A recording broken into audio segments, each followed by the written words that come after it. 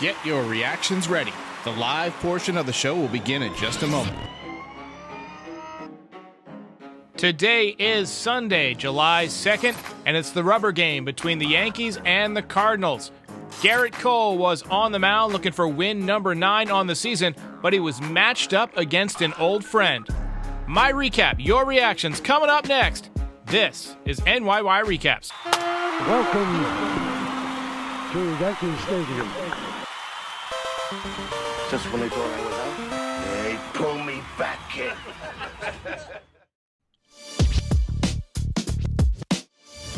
Welcome back, everybody. Welcome back. I think Michael Kay said it best in the closing minutes of the broadcast that when you have a 6-game road trip against the Athletics and the Cardinals, you really expect better than 3-3.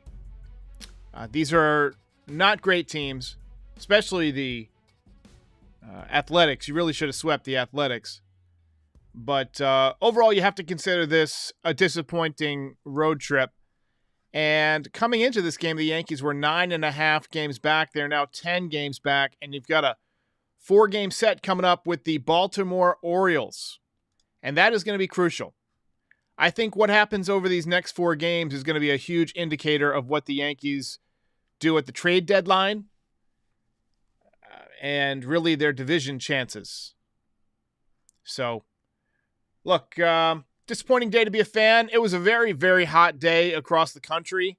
Heat advisories all over the place. So I don't blame you if you spent the afternoon at the pool and you missed the game. If you're a fan of the Yankees scoring runs or getting hits, you didn't miss much. If you're a fan of Jordan Montgomery, you missed a lot. And, you know, despite this being a loss, I would like to give a round of applause to Jordan Montgomery. Former Yankee, pitched very well. Got to tip the cap. I've always liked Jordan Montgomery, but I wish we had beat the hell out of him today. I kind of wish I went to the pool today, honestly, after watching that game. I've never been much of a pool guy. You know, I don't mind sitting next to the pool, but I always feel grossed out in a public neighborhood pool. And, you know, our neighborhood has a nice pool. Got a big slide, plenty of room, but there's always like that random Band-Aid floating or a clump of hair or, you know, people that you just don't want to look at, you know, and then you think about how many kids are in the pool. You know, a lot of them are pissing in the pool. But even with the pee and the Band-Aids and the random clumps of hair or dead bugs, it still would have been more fun than watching the Yankees offense today. Can't say they were helped out much by the umpire. Umpiring was awful again. And actually, Aaron Boone got ejected in the 3rd inning. Probably going to get fined. I mean, he keeps getting ejected. We saw him get suspended one time. You got to wonder what he's saying. I mean, at some point, I like the energy, but, you know, maybe it's not a good thing that he's always getting ejected. I don't know what kind of contact you're allowed to have as a manager with the bench coach or whatever while you're not in the dugout, but I'd imagine he's still pulling the strings, but what do I know? The offense was, you know, down for both sides early. The Cardinals broke through first, 2 runs off of Gerrit Cole in the bottom of the 4th inning. Would have been worse, but Volpe turned a nice 6-6-3 double play to get him out of the jam. Yankees didn't get their first hit until 2 outs in the top of the 6th inning. I thought for sure after 5 innings that Monty was going to no-hit us. It just seemed like 2 no-hitters on a road trip was a baseball type of thing. You know, just one of those weird baseball things. But especially after DJ LeMahieu hit a rocket right back at Monty, I think it might have even skipped off of him. Skips off the mound for sure. And then the second baseman made a nice play behind second base to take away a hit. And you're thinking, oh, he's going to do it. But then the next batter was Gleyber Torres, and he had a line drive double to right field that broke up the no-hitter. I do want to say, great approach by Gleyber Torres there. You could tell that he abandoned the leg kick, and he was just going for a line drive, just trying to hit it hard somewhere. Gerrit Cole was done after 6 innings. Final line, 6 hits, 2 runs, 2 walks, 5 strikeouts. Not his worst day, but really not his best either. He took the L. Offense didn't help him out. Pitched good enough to lose, as the old-timer would say. He is now 8-2 on the season, 2.79 ERA. Yankees got a run in the top of the 7th on a double by Jake Bauers. Absolutely smoked. I thought for a second it was going out of the ballpark. Ended up hitting off the wall. But the Cardinals came right back. Donovan hit a home run in the bottom half. 2-run shot off of Cordero. That made it 4-1. They got another run in the 8th to make it 5-1. Only thing notable for the Yankees after that point was that Volpe got another hit in the 9th inning. He's got a 6-game hit streak. But other than that, not a lot of great news today. I thought Volpe actually gave up a chance to drive in a run early in the game. He tried to do a push bunt past the pitcher, didn't get it past Montgomery, who's a good defensive pitcher. If he did, it would have been a hit. But, when you think about how he had 5 consecutive multi-hit games coming into today, I kind of want him swinging the bat there. He's got enough power to change the game, but he also looked like he was having trouble with Monty's curveball today, so I don't blame him. Anyway, Yankees drop a pathetic game, and they drop 2 out of 3 in the series. Mission failed. We'll get him next time.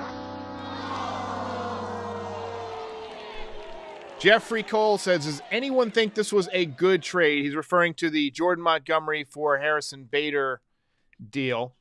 I don't blame you for asking that question. Look, if you look at just WAR value, Montgomery has had more WAR than Harrison Bader. Harrison Bader made a huge difference in the postseason last year. He was great in the playoffs. And he's been fun to watch. He's a real center fielder, and the Yankees will probably re-sign him, I would think, to play center for at least a few more years, especially since he said he would do it for free. Can't be that hard to sign him to a 3-year, $0 contract.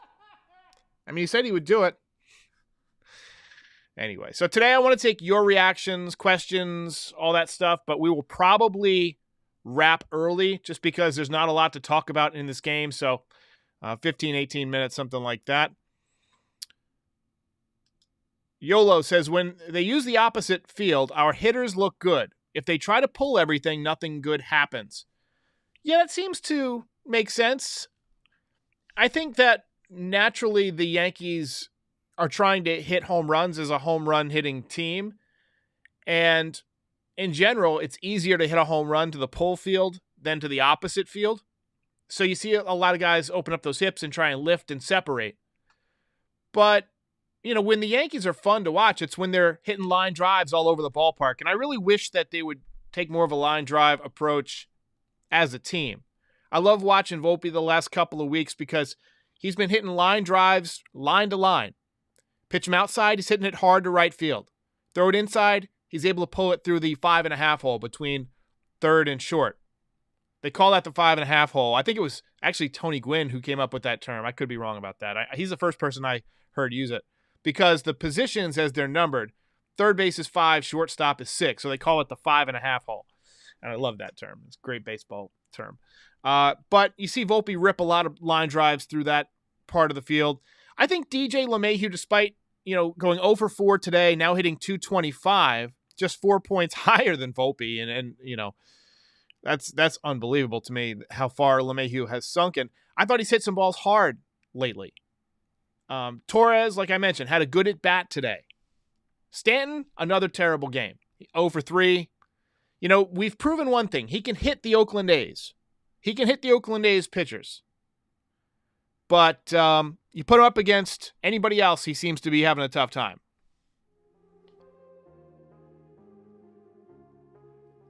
Richie Rugg says LeMahieu doesn't even look like an athlete anymore. He's not an athlete. He's a baseball player. Tommy Higgs says, instead of a bullpen game, they should have called up Randy Vasquez. I've liked what I've seen from Vasquez so far. I tend to agree with you. I mean, why burn out your pen before you got a 4-game set against the Orioles? Doesn't make a lot of sense to me. Hey, before we get any further, I have to thank the sponsor for tonight's episode, this afternoon's episode, I should say, Game Time, the fastest growing ticket app in the world for a reason. Download the Game Time app on your phone or other smart device, or visit gametime.co to get your last-minute tickets to all your favorite types of events. Baseball, basketball, hockey, whatever kind of sports you're into. Concerts, theater, comedy, you name it, you can find it on Game Time. Use the code NYY Recaps for $20 off your first purchase. And get the Game Time app. Lowest price on last-minute tickets, guaranteed. Luis says DJ looks defeated. Seems like a lot of people were down on DJ today. I thought he hit the ball hard at least once today. That he probably, could have gotten a hit on that ball up the middle if it didn't hit the mound, and it would have looked a lot better. Tommy Higgs says he thinks Stanton is going to hit Baltimore. We'll see. We saw some better swings in Oakland. We saw the hard line drive to right field. We saw the long home run to left field in, I want to say game 1 or game 2 in Oakland. Look, he's got enormous potential to carry this team for a couple of months if he can get hot. But he just takes forever to get going, and it's so frustrating to watch. And as he gets older and his legs become more and more immobile, you start to wonder. And we've wondered openly this season. At some point, is his body just going to fall off the cliff and he's not going to be able to athletically do what he used to do? Now, when the season began, he was driving the ball. He was looking great. I thought he was going to have a great season. All the word coming out of Tampa, and I commented on this multiple times, was that he was going to have a huge season. But then the hamstring injury, and since then, he's just been completely awful. NYY News Numero Ruben says, like most of our lineup, if we actually stayed healthy, I think Bader would have been having a monster season. Hate having so many injuries. Thank you for the dono. And yeah, the injuries just year after year are really deflating. Not having Judge, we're probably not going to have Judge for another month at least. And not having him has just been a complete disappointment. It's just been boring to watch without Judge. Lori C says Hicks is going 4 for 4 tomorrow for sure. That's going to happen. Bing. He's going to torch the Yankees. John says, why do I still watch? Well, we're fans. We watch in good times and bad. James says, need to sweep the Orioles. I wouldn't get your hopes up on a sweep. The Orioles are damn good. I'd be happy getting out of there with a split. I'd be happy getting through that series 2-2. Because, you don't want to lose ground right now. And right now the Yankees are without Judge, so I would expect Baltimore to have the upper hand. By the way, Adley Rutschman, didn't he get left off the All-Star team? Did I read that correctly? Because that guy is amazing. I do hope that Gleyber Torres can pick up the offense against Baltimore. He generally hits Baltimore pretty well. And Sean Fell says Volpe getting back over a 700 OPS against Baltimore is coming. Let's hope so.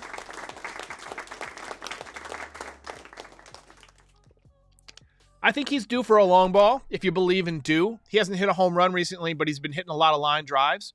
And when you're hitting well, the way that home runs happen is you're not trying to hit home runs. You're just going up there looking to hit the ball hard, hit a line drive somewhere, and then you catch a hanger and drive it out of the ballpark. That's the way home runs typically work for players like Volpe. Luis thinks Hicks isn't going to do anything. Well, we'll see. I guess we'll find out. Mark thinks Volpe should be leading off now. Let's see, maybe. LeMahieu was leading off today. He's hitting 225 with a 657 OPS. And Volpe is hitting 221 with a 682 OPS. So, and recent production, Volpe's been much, much better. I tend to agree. Right now, maybe play the hot hand. I don't know if Stanton should continue to hit in the middle of the order because he kills you right now. And honestly, Cabrera had 2 walks today. He went 3 for 4 in game 1 of the doubleheader yesterday. I'm hoping Cabrera gets some at-bats in this series. I think Cabrera's about to heat up. Last year, you remember, he got off to a slow start as well and really turned it on down the stretch. I don't think it's a matter of not being able to hit major league pitching, because we saw him do it last year and we've seen it at times this year. He's hitting 205, but switch hitter with power, just hitting the ball on the ground too much. He starts getting the ball in the air, you might see some good things from Cabrera. He's my pick to click, kind of like my sleeper for this series against Baltimore. Watch out for Oswaldo Cabrera. Cordero did not pitch well today, kind of took one for the team there. 2 innings, 5 hits, 3 runs. After he gave up those 2 runs, they were just leaving him in to finish it out because the Yankees offense wasn't doing much.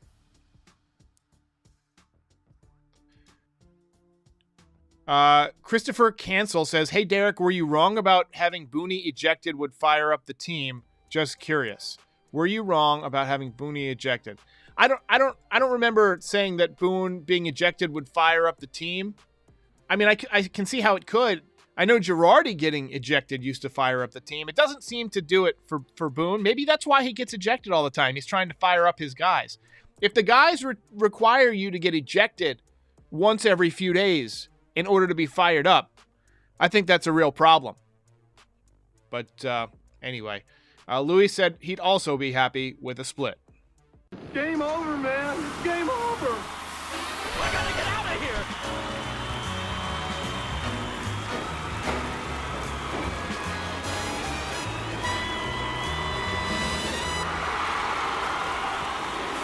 You gotta go.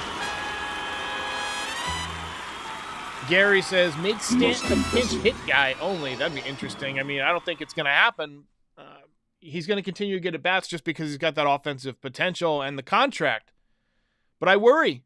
The longer you go without turning it back on, you start to wonder if it's ever going to turn back on. And then Copenhagen Wintergreen says, Boone has no idea what he's doing, let's be honest. You know, it's hard to make chicken salad with chicken shit, but he's doing his best. I still don't have a lot of faith in Boone. He makes a lot of questionable pitching decisions. But I think it goes beyond this. I think it goes into ultimately, I think, you know, we talk about the roster construction. We talk about a lot of different things. To me, it comes down to the organizational hitting approach.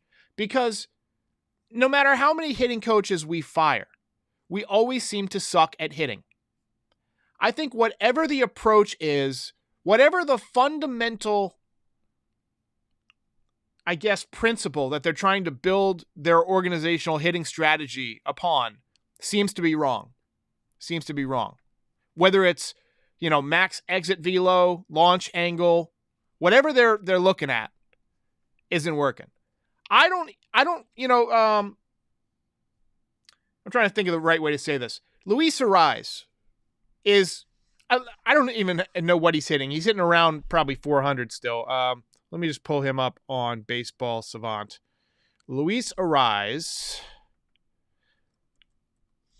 You know, he is hitting 389. And he is not a guy with high exit velocity. Which just goes to show you that people can still hit them where they ain't with the right skill set. If you have good bat-to-ball skills, good reaction time, a good feel and approach at the plate, you can hit. You don't have to hit the ball 115 off the bat every time. And it worries me when the organization spreads that philosophy into the minor leagues. You know, I look at Jason Dominguez. He's in about 200 in Double-A. We saw the skills in spring training. We saw the power from both sides of the plate. But he's not getting enough hits. You know, Gary Sanchez hit the ball as hard as anybody. But he was, you know, always one of the lower batting averages. Because he would hit the ball hard, but right at guys. And he couldn't adjust. So it would be a hard hit at somebody or a strikeout. I want guys who can handle breaking pitches, who can handle hard velocity and fight it off and get a base hit. That's one of the things I think is going to be good about Volpe. I think he's going to be one of those type of hitters. But in general, the philosophy for the team seems to be get guys who hit the ball with a 27-degree launch angle and have a high max exit velo because that'll run into a lot of home runs. But when you face good pitching, they can beat that. And we've seen that year in and year out in the playoffs. So I don't know. I don't know if it can change promptly, but I feel like it should. I feel like it should. I feel like they need to do an internal audit, and I hope that, I hope that Hal Steinbrenner's on, all over that. I don't think he is, but I guess we'll find out soon. All right, guys. Big series coming up, so I will see you after tomorrow's game. Thanks so much for watching. Have a great rest of your Sunday. Ball game over.